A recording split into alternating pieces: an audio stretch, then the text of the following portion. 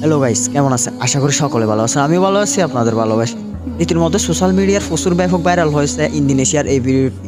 অনেকেই বলাবলি করতেছে এই ভিডিওটি সত্য, আবার অনেকেই বলাবলি করতেছে এই ভিডিওটি সম্পূর্ণ মিথ্যে, আবার অনেকেই বলাবলি করতেছে এটা আল্লাহর গজব। তো এই ভিডিওটি কতটুকু সত্য আর কতটুকু মিথ্যে মূলত আমি এই ভিডিওতে তুলে ধরার চেষ্টা করব। তার আগে একটা কথা বলুন, পৃথিবীর মধ্যে এত সংখ্যক মানুষ পরকীয়া করতেছে বা যৌন মিলন করতেছে, কখনো কি শুনেছেন যৌন মিলন করার সময় একজনের সাথে আরেকজন আটকে গেছে কিংবা লেগে গেছে? এরকম কখনো শুনেছেন? হ্যাঁ শুনেছেন, তবে এটাই শুনেছেন। আমিও ফার্স্ট এটাই শুনেছি।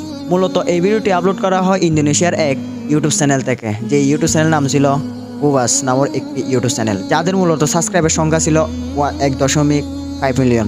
এই ভিডিওর মূলত ডিসক্রিপশনে বর্ণনা ছিল এই ভিডিওটি কোনো বাস্তব কাহিনীর সাথে মিল নেই। এই ভিডিওটি সম্পূর্ণ কাল্পনিকভাবে তৈরি করা হয়েছে। কেন তৈরি করা হয়েছে? এই ভিডিওটি তৈরি করা হয়েছে কারণ বিশ্বের মধ্যে প্রচুর ব্যাপক পরকীয়া বৃদ্ধি পাচ্ছে, এর উপর নির্ভর করে এই ভিডিওটি তৈরি করা হয়েছে।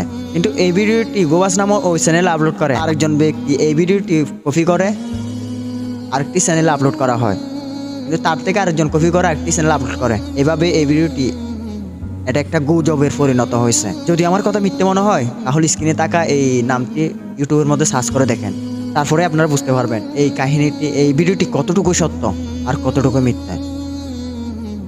তো গাইস, ভিডিওটি যদি ভালো লেগে থাকে অবশ্যই আমার চ্যানেল সাবস্ক্রাইব করে পাশে থাকা বেল আইকনটি বাজিয়ে দিবেন, যাতে পরবর্তী ভিডিওর নোটিফিকেশন সবার আগে পেয়ে যান।